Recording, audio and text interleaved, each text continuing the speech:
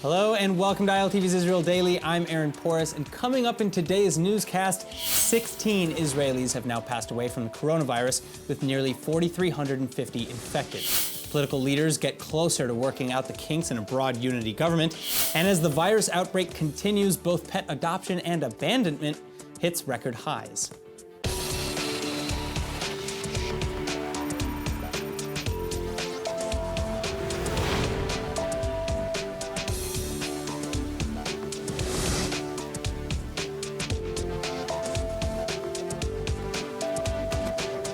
The number of coronavirus cases in Israel has now surged past 4,000, with nearly 4,350 Israelis now diagnosed. 80 are now in serious condition, another 81 in moderate condition, and the rest are exhibiting mild symptoms, relatively speaking.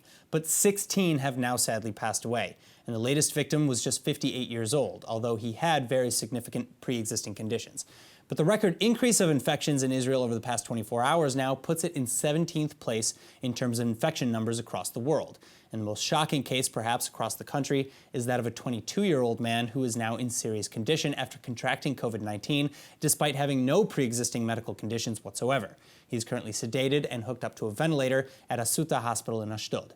An advisor to Israeli Prime Minister Netanyahu has also now been diagnosed with the virus, raising concerns that the Israeli Prime Minister could be exposed himself. It's likely that the Premier and other aides or lawmakers will need to adhere to the Health Ministry's guidelines and enter a 2-week quarantine. This comes as the Cabinet's discussion on tightening restrictions across the country has been delayed to later today, and ministers had been set to meet last night to consider implementing new regulations of social distancing. The new rules would have reportedly included keeping all non-essential workers at home, restricting people to within 2 or 3 kilometers of their homes when buying groceries and supplies, possibly reducing maximum group sizes to just 2 people, and telling supermarkets to allocate special hours for the elderly shoppers. The Health Ministry is predicting that public schools are unlikely to resume after the Passover holiday, which ends on April 15th, and that the amounts of serious COVID-19 cases in Israel will double by the end of this week. Meanwhile, in the Palestinian Authority, the number of confirmed COVID patients has risen to over 100, and in Gaza that number has hit 9, with 20 Palestinians in total having recovered, and 1 having died. But the spike in the number of infections is far from over, according to experts, and the IDF is concerned that widespread concerns over the illness will soon turn to widespread violence directed at Israel. Between the ongoing economic crisis and now a global pandemic, IDF security officials say that violence against Israel is just a matter of time away. At least 106 patients are now confirmed in the West Bank alone, after 2 more Palestinians tested positive for COVID-19. And those numbers could grow rapidly, given the fact that only around 5,900 tests for the virus have even been administered in the West Bank and Gaza, against a total population of nearly 5 million. Also, hospitals and clinics in the Palestinian and disputed territories only possess about 300 respirators total, meaning they will likely be completely overloaded in no time. So speaking to Walla News, an IDF security official says that when the atmosphere heats up and patience wanes, violence erupts very quickly. And the official adds that we've already seen it in the past few weeks via threats by PA officials and calls to release Palestinian security prisoners from Israeli jails over fears of getting infected. In fact, PA Prime Minister Mohammed Shtayyeh even claims that the IDF is deliberately spreading COVID-19 to the Palestinians, adopting a modern take on a classic anti-Semitic blood libel. Still, overall, officials on both sides are praising the coordinated efforts to prevent the spread. All right, now moving on, Israeli leaders have expressed significant progress towards the formation of a broad unity government amidst the coronavirus pandemic. But instead of finalizing the agreement Sunday evening as planned, it now looks like Israelis will have to wait another week for a coalition to be sworn in. Now, the Blue and White Party has officially been dissolved, though its chairman Benny Gantz will reportedly keep the name for his new fractured lineup. And with his team, the now Knesset Speaker Benny Gantz and Prime Minister Netanyahu are announcing plans to finish negotiating a new government. All that's left is essentially to dot the I's and cross the T's. But the final signing has not materialized, and the main issue appears to be conflict over specific ministerial portfolios. Still, even though the final makeup hasn't been endorsed, there are many reports on how the unity is likely to look. First, both right and left would receive upwards of 15 ministerial positions each. Prime Minister Netanyahu would continue as Prime Minister until September 2021, after which Gantz would become Premier and Netanyahu would become Vice Prime Minister, with added responsibilities over ties to the US and Russia. Gantz, meanwhile, would be Defense Minister until September 2021, while his blue and white ally, MK Gabi Ashkenazi, would be Foreign Minister and then Defense Minister after Gantz. As for the ministries of justice, economy, welfare, culture, communication, agriculture, absorption, tourism, minorities, science, and technology, Blue and White will reportedly get those too. The right and religious parties, on the other hand, will retain the Knesset speaker position, and the ministries of finance, health, security, transportation, energy, construction, and environment. Then finally, surprising reports from the left show that Blue and White is far from the only party, with members willing to pull a 180 and join the Netanyahu-included government. Following Yoaz Hendel, Tzvi Hauser, and Pnina Tamano-Shata from the Blue and White Party, Labor MKs Amir Peretz and Itzik Shmuli are also now expected to jump ship and join the coalition, though these reports are not yet confirmed 100%. And now joining us remotely for more on the coalition negotiations, please welcome Gideon Israel, founder and president of the Jerusalem Washington Center. Gideon, thanks so much for being with us. Now, let's start with Labor's Itzik Shmuli and Amir Peretz. Both famously vowed, among others, to never sit with Netanyahu in a government. Peretz even shaved his signature mustache so we could read his lips when he made these promises. So what changed? Yeah, and things have changed very quickly. What changed is that in Israel, if you're not in the coalition, you're basically just left out to dry in the opposition. So if you look at the Labor Party ran with Meretz and Gesher. They received a total of, I believe, 7 seats, and 3 of them were for the Labor Party. That's the lowest they've ever received in history. The Labor Party's almost been wiped out.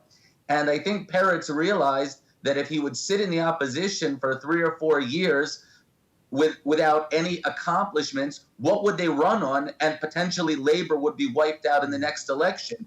So at least if he goes to the government, he has a chance to, accomplish some things in whatever ministry he and Itzik Shmuli receive. So I think they saw this as, the best option for them. Well, so let's talk about that too. What positions are they likely to get? Because of course, to join the coalition, they're probably going to request some sort of ministerial position or something. It was reported that Amir Peretz would receive the economics ministry. That's formerly the Ministry of Trade, and that ministry is one of the responsibility is exports, imports.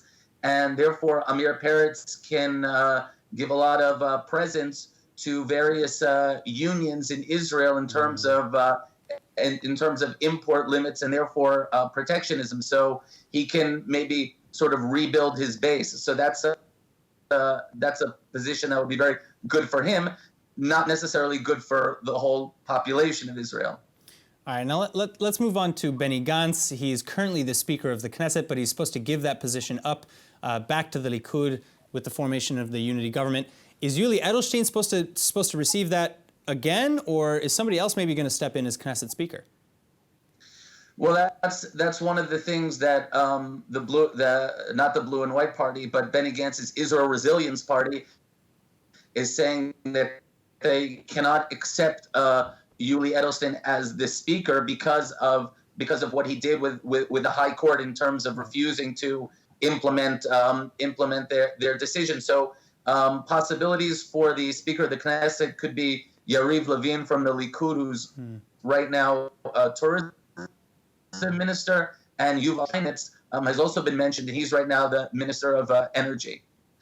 It's important to know that the Speaker of the Knesset is a very important position for the Prime Minister, that the Prime Minister has the Speaker on his side, because it gives him the ability to actually get things done in the Knesset. And having a Speaker who the Prime Minister is not on good terms with makes legislation very difficult. All right. Now, speaking of Netanyahu's kind of confidants, we have Yaakov Litzman from the United Torah Judaism Party. He's serving as health minister, but many critics have come out against Litzman as health minister. Above all else, they say that a trained physician should be in that position, and it's no clearer than today with the coronavirus. So why did Netanyahu fight to keep Litzman in that spot? Well, because the ultra-Orthodox, meaning United Torah Judaism, and also Shas, they have been with Netanyahu through thick and thin, and they've stood by his side, and they're really they're one of the main reasons that he still will be prime minister. So if that is important to United Torah Judaism, having the health ministry, it really doesn't matter who's serving in that position. Netanyahu just doesn't have the ability to refuse. So he has to keep Litzman there, despite the criticism from various places in Israel. All right, Gideon, thank you so much for joining us. I hope to have you back soon with some more news. Okay, have a good day. Bye, thank you too. In other news, world governments and health organizations are all desperately clamoring to find a solution for the COVID-19 pandemic. But how close are we really to finding a cure or a treatment? Well, many experts are saying that a properly vetted and effective treatment is not yet on the horizon, but there is an option on the table, and we don't have time to ignore it. As of now, patients infected with the deadly coronavirus are looking at recovery times of 2 to 4 weeks or 14 to 28 days in the best case scenario. But results from a new peer-reviewed clinical study by French infectious disease specialist Gideon Israel says that the recovery time can be reduced to just 5 days from the start of treatment using a combo of hydroxychloroquine, a common anti-malaria drug, and either azithromycin, an antibiotic, or lopinavir or ritonavir, 2 types of protease inhibitors. Membre de la fondation de l'IHU de Marseille, j'ai pris connaissance des derniers résultats des essais cliniques effectués par le professeur Raoult et son équipe, qui montrent que l'association médicamenteuse de 600 mg d'hydrochloroquine et de 250 mg d'azithromycine par jour pendant 10 jours diminue considérablement la charge virale des patients et donc leur contagiosité. In fact, of the 80 infected patients in the study, 78 recovered within that 5-day time frame. And so now several governments around the world, including France, the United States, and Israel, have endorsed the use of this treatment under medical supervision.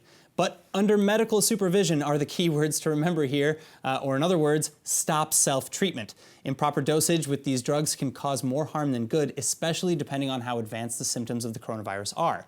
But hydroxychloroquine is also used as a treatment for lupus, an autoimmune disease, and so running to the pharmacy and emptying the shelves, which is happening across the world, could put you and others who definitely need these drugs in mortal danger. Now, the coronavirus outbreak has had its fair share of ups and downs, and for Israel's pets as well. And although more animals are getting adopted now, a record amount are also being abandoned. ILTV's Natasha Kirchuk has the scoop. Can your pets get coronavirus? This is a question that many have been asking themselves amid the outbreak of the deadly disease. And even though the most recent announcement from the World Health Organization says that there's no evidence that dogs and cats can be infected with COVID-19 or spread it, many are still taking out their fear on their pets. Right now, I'm in Israel's oldest animal shelter, and they say that there's been a 35% increase in animal abandonment in the last 3 weeks alone. More than 35 dogs and 25 cats in the last 2 weeks brought to the SPCA because of the coronavirus. People was in panic. People get fired. People say that they're afraid about their economic situation, and they just leave the dog here and run. Luckily, there is some good news. The Israel Society for the Prevention of Cruelty to Animals says that no new furry friends have shown up at their doorstep in the last 2 days. Adoptions have skyrocketed, almost balancing the abandonments out. Almost 40 dogs and 70 cats was adopted in the last 2 weeks. It's a huge number. Luckily, we have a lot of people that want to adopt dogs and cats. Because of the situation, they understand that to adopt dogs and cats and bring into the family, it's the best thing to do. First of all, you can take the dogs out for a walk. You can, and the dogs and the cats give you a lot of security. They give you a big love. They are our best friends. But are Israelis adopting pets during the coronavirus crisis for the right reasons? Sometimes it's not clear if people want to adopt a dog or just a toy to play with. We try to make sure that we give those dogs and cats to the family and they're going to stay there forever. We don't want them to come back. But there is another issue that animal shelters across Israel are facing, and that's funding. Like most nonprofits, many animal rescue centers depend on donations from the public. But lots of people are curbing their monthly charity out of concerns of the financial uncertainty that lies ahead as coronavirus ravages the world economy. This shelter needs more than $100,000 just to survive every month. We have 200 dogs. We have more than 50 cats. We have a lot of people that work here. We have 2 ambulances that go around to pick up injured animals. And if people stop to donate us, it's going to be a very, very big crisis. We are here in Israel more than 90 years.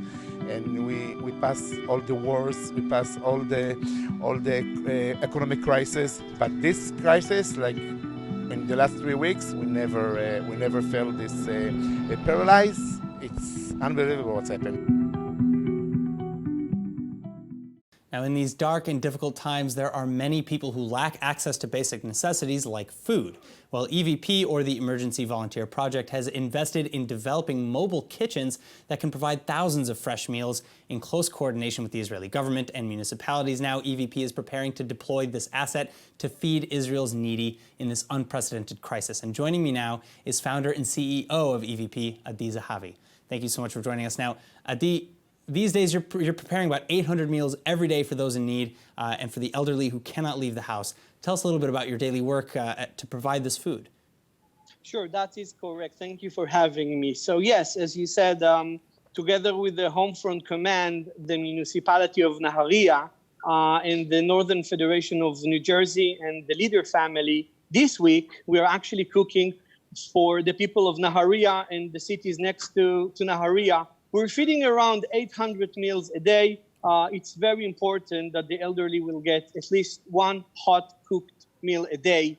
This is what we're trying to do. We have the mobile kitchen behind me, a team of volunteers that are coming from all around of Israel with one purpose, to make sure that the needy, the elderly people will have the food they need on a daily basis. So how do you go about cooking these meals, and how do you find people who need it and can't reach you, maybe? So our conductor is Chef Chaim Sulin with a full team of volunteers. They're managing to cook those meals every day. And thanks for the partnership that we have with the Homefront Command of Israel, of the IDF, and the municipality of Nahariya.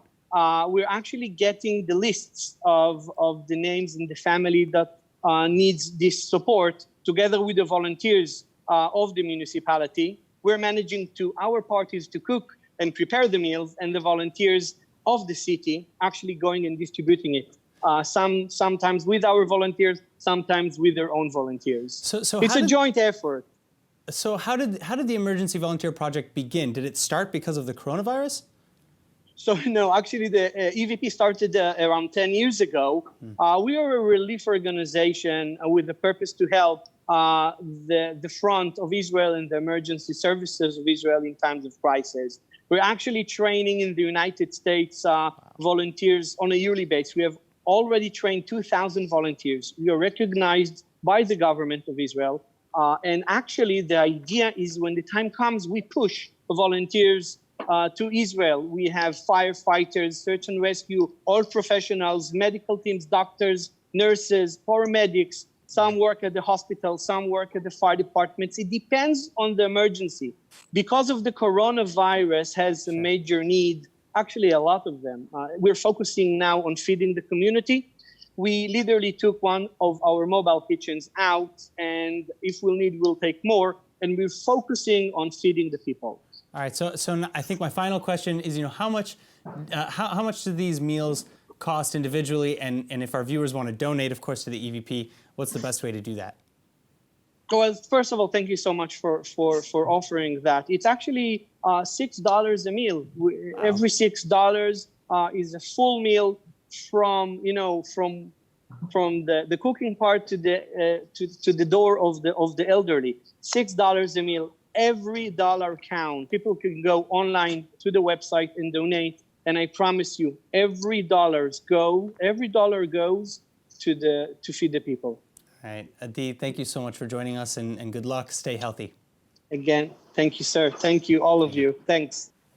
All right, moving on. International competitions of all kinds have either been postponed or outright canceled in light of the highly infectious coronavirus. And this includes both the 2020 Eurovision and Tokyo Summer Olympics. But several contests are already starting to line up for the future, and Israel is preparing to win. ILTV's Nittany Manson has more. For the first time since its foundation, Israel has been invited to participate in the biennial Invictus Games, an international athletic competition for injured military veterans. And the next competition, created by the UK's Prince Harry in 2014, will be set in Germany in 2022. But this comes after this year's games, scheduled for May in The Hague, were canceled over fears of the coronavirus. Luckily for Israel, though, this means that the Israeli athletes can actually compete. This year, Israelis were only invited to observe, but after a meeting between Israel's ambassador to the UK and the game's chief executive, Israel is in the lineup for the next competition. And London-based charity, the Genesis Philanthropy Group, has also been tapped to finance an Israeli IDF team. Now finally, the Invictus Games include 10 different sports: archery, cycling, indoor rowing, powerlifting, sitting volleyball, swimming, wheelchair basketball, wheelchair rugby, and off-road four-wheeling challenges in a Jaguar Land Rover. All right, now it's said that distance makes the heart grow fonder, but it seems that the opposite also has a grain of truth to it. So with millions worldwide in isolation or quarantine, a major question arises. When this is all over, will there be a baby boom or a bunch of divorces? Joining us with answers is Israeli psychologist Dr. Camila Folkosh-Lavan. Doctor, thank you so much for joining us again. Now, everyone should stay home with the kids and the spouse nonstop. That's social distancing. Most of the time it's nice, but what do you do when unpleasant fights and conflict begins, especially between the kids? So it's very important to, first of all, create good communication, and that will already help you release some of the stress and tension when the conflicts will happen, or maybe avoid them altogether. So if the conflict, let's say, happens with the kids, like what you just asked about, it's very good an opportunity to kind of, instead of just impose rules and impose things on them, to kind of catch them and be like, okay, let's figure out a solution. You figure out a solution. Figure out a solution for this problem. What would you, like, you're very, very smart. What would you come up with? Right now, we have a problem. You want this, he wants this. We have all these toys in the house, but you both want this one specifically. What can you come up with? Maybe you can play with together. Maybe you can share. Maybe you can take turns. What could be the solution? So as you're asking the question, you can also already pose some of the answers to it, but ultimately let them choose and let them figure it out. You can also tell them, like, look, if you're not going to figure whatever this situation is, so I'm just going to take the toy. So it's a pity, because you can actually play, and it's very good that you have someone to play with. So there's a lot of people that don't have someone to play with. Like, highlight the fact how lucky they are to have one another, and that you're family, and that you love each other, and this is such a good opportunity to be together, and that will hopefully help. As far as adults go, or families in general, like, we don't really know each other. We spend time at work. We come home for a few hours before the children already go to sleep. We're so busy in making sure there's food, there's this, there's a bath time, things like that. We don't really sit down and talk because we're always in a rush. So now there's an opportunity finally to actually not rush, sit down and talk to each other, ask each other questions, see what the other person likes, get to know who you live with, because ultimately these days and times we don't really know who we live with, and that includes children. Find out what they want, who they are, and it will be easier for you to avoid conflict. All right, so my last question is, what about professional relationships? How are they suffering or maybe even benefiting from this extended isolation? Professional relationships are very difficult, of course, also because, again, a lot of people are not at work right now at all. We all went to work virtually, even us here virtually. So it's very important to keep these relationships going, email each other, WhatsApp each other, do Skype or WhatsApp video calls. You can do on Zoom, you can do together groups. Also on WhatsApp, you can do groups. Do keep in touch, do talk to each other, even about silly things, about things that happened before or what your plans are. It's very, very important to stay in touch throughout this whole entire time. All right, Camila, thank you so much for joining us. Stay safe. Thank you, you too.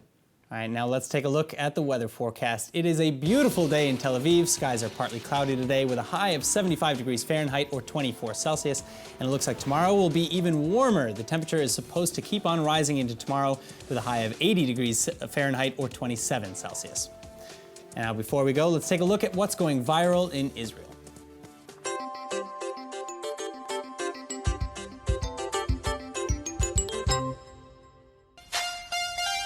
It's Corona time. It's Corona time. Hey, it's Corona time right now.